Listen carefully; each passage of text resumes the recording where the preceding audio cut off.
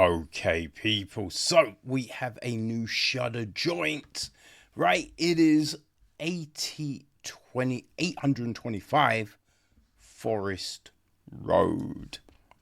This is the new film from Stephen Cognetti, who wrote and directed, right? It is produced by Joe Bandelli, Dana Gurin, Cindy Rice, executive produced by John Frank Rosenblum. Carl Prusa took care of the music.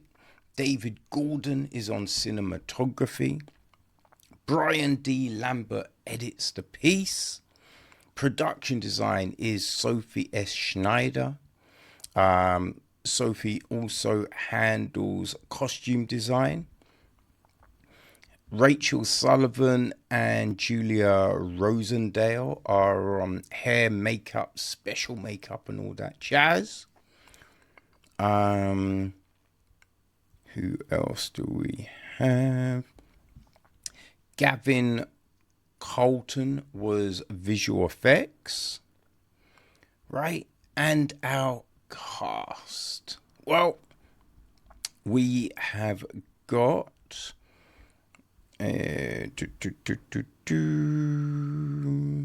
everything is listed mad out of order, which is very weird. Joe Falcone is Chuck. His sister Isabelle is played by Kathryn Miller. His wife Maria is played by Elizabeth Vermilyea. There is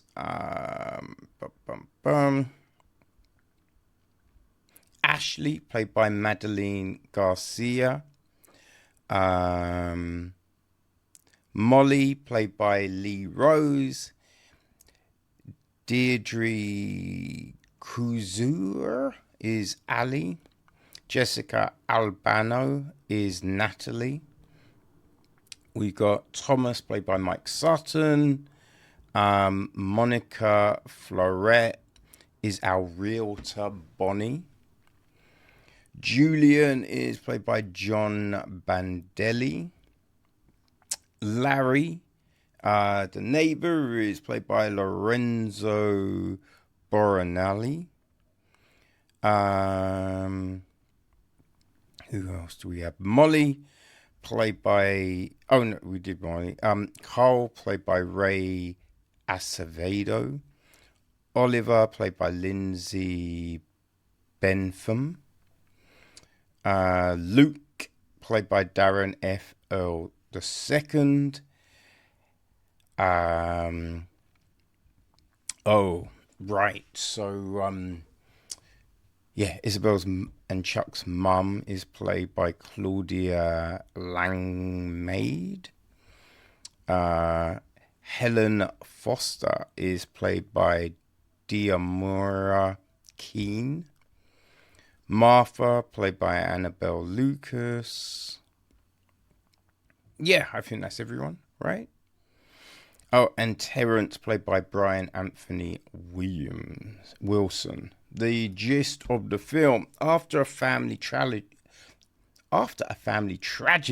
Chuck Wilson hopes to start a new life in Ashland Falls with his wife Maria and little sister Elizabeth. But he quickly discovers that the town has a dark secret. The ghost of Helen Foster has terrorized residents for decades, since her own suicide back in the 40s. Finding Helen's old home is key to ending hauntings, but the address they have doesn't match any of the town's existing streets. When Chuck realizes his family might be in danger of Helen's wrath, he takes it upon himself to locate 825 Forest Road before it's too late. Dum, dum, dum. Yo, so that is that's the gist of things, right, people? Now, these are the cats that were behind, right, the whole Hell House franchise that has been just killing it on Shudder, right? We looked at Hell House Origins, you know, what? I think that was 2 years ago, I want to say. Yeah, I think that was, in 2023. And that was, fuck, right? It is one of those ones. It's just like, yo, this is a little bit. And so many of the people who worked on that are on this film as well, right? Which is, that's always a nice thing to see. You know what I mean? Because okay, everyone's having a good time and the environment must be lit, right? Because otherwise, why would you go back? Why would you go back to that? So, yeah. And it was a decent film, if I remember rightly. The reviews on the channel, so you can go back and see. But yeah, this one, right? I didn't really know what's going down before coming in, which is, always a good one. It seems to be split up into 4 chapters, right? Chapter 1 is Chuck. Chapter 2 is Isabelle. Chapter 3 is Maria. And then chapter 4 is, 825 Forest Road. So that's a film. And, we start off with Ashley talking to her friend. I think the friend's Molly, right? And she's talking about the discovery, right? How she thinks she's discovered where Forest Road is. This whole big thing, and then things got a little crazy, right? Things got a little crazy, right? So then we get chapter 1, Chuck. And we are with Chuck and Maria and Isabelle. So you're kind of like, what? How did that first bit play into? And at first, right, I figured, oh, is that the same house? Right? They're moving into Ashley's home. But I don't think that is the case. And that's because of some of the stuff that then happens later on. But we have got them moving, and we're hearing this stuff, so we know something has happened. There's been a tragedy. Their mum has died. There was some sort of accident. But it's trying to put all of those pieces together. Now, as the film goes on, and because each chapter, right, is following events from a different person's viewpoint. So as we're getting these different viewpoints, we are getting more background. We're getting more breadcrumbs on some of the things that are going down and leading into everything, which is interesting, right? There are still some holes, right? There are still things that you kind of feel, hey, that could be explained a little bit more. I don't know. But it was an interesting film, right? Because I think there's a lot that is in the background, right? A lot of stuff that you have to be paying attention to. Now, I think this is, the eyesight ain't the best, right? I probably missed a lot of it, but the stuff I did see, it's unnerving, right? It definitely, just makes you go, oh, yo, oh, fuck, what? You know what I mean? There's some jumps. There was definitely some jumps and some fuck, man, which is why I watch these things during the day. Fuck watching this at night, right? But I think one big thing is, why does Chuck think he can find it and should find it? Right? Because you have all of these other people that have attempted and aren't, or just aren't looking, you know?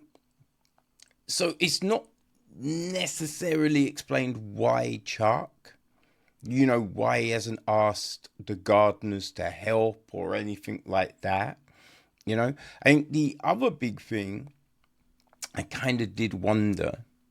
Well, I mean, there's a few, right? Move. You know what I mean? Like, straight away you duck. Because I thought when you buy a house, they have to tell you if anything, crazy went down. Bonnie's the realtor, and she's kind of acting like, oh, she doesn't know. But it does seem that this history is known by everyone in the spot. So, there is that. But it's just like, the minute you kind of are like, there's some crazy shit, why wouldn't you leave? Why wouldn't you leave? You know what I'm saying? So that's never really answered, right? And that is one of the big ones with, these type of films where you're just like, surely you just leave, right? It's not, well, we'll just stay one more night. No, you go there and then. Especially when there's multiple odd things going down, you're just like, nah, I'm going. I ain't waiting. I'm going. Right? So there is that. What I thought was very interesting was the fact that everyone seemed to know. Right? This isn't a thing that, there's oftentimes we have these films and only one person can see it. Right? Only one person or two people have an understanding of what might be lurking underneath. But here, it seems that the whole town understands there's some messy shit going down. And you just have to do not investigate, do not look directly at it. You know what I mean? Like, there's this thing going on. As soon as anything weird happens, you leave, right? And I think, yeah, that's because we don't often get that at all. I cannot remember another film really where, everyone understands the nature of things. So all of these, there's a lot going for this film. I thought the acting was good, the fear and all of that. I thought that was very good. That was handled well. It was just, as I said, there were certain things in the story where you're just like, okay, the minute things leave, don't be waiting around, right? Don't be, and like, if you can't open a door, you just smash a window. It's just like, I don't give a fuck. You know what I mean? You're not going, oh, but, I don't want to damage her. No, this is your life. You smash a window. You just, throw something at the door. You do anything, right? And you don't split up. That's another big thing, the splitting up, right? I think that always should be explained. We've seen in certain films where people are like, are you crazy? We ain't splitting up, right? Because I think the blackening, they said that, be like, yo, every time someone splits up, then they die. You do stick together. And that's the thing, you would stick together.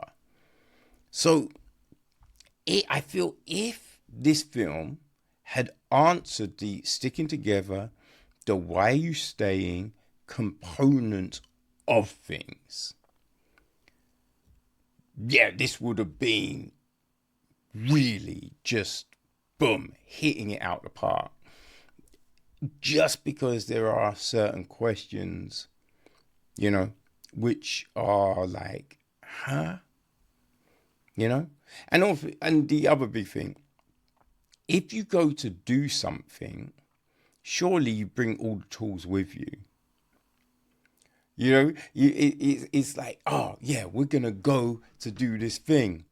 But we're not going to bring anything to help us do it. We'll work it out once we're there, right? It's just like going to your friends. You want to go play football and you turn up without a ball, right?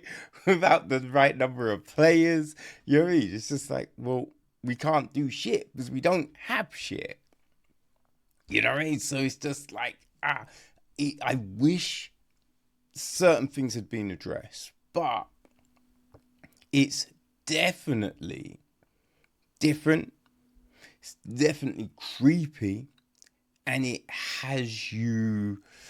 definitely has you fixed in, right? Has you fixed in. What, like, going, where's this going? How's this going to get resolved? You know, the way it ends, there could possibly be a sequel, I feel. It'd be interesting to see what they did with that. But, you know, just the film on its own, it's not bad at all. If you are a fan of these guys' other work, you know, the Hell House franchise and all of that jazz, you're definitely going to want to watch 825 Forest Road, people, which drops this Friday on Shudder, the home of horror, as you know.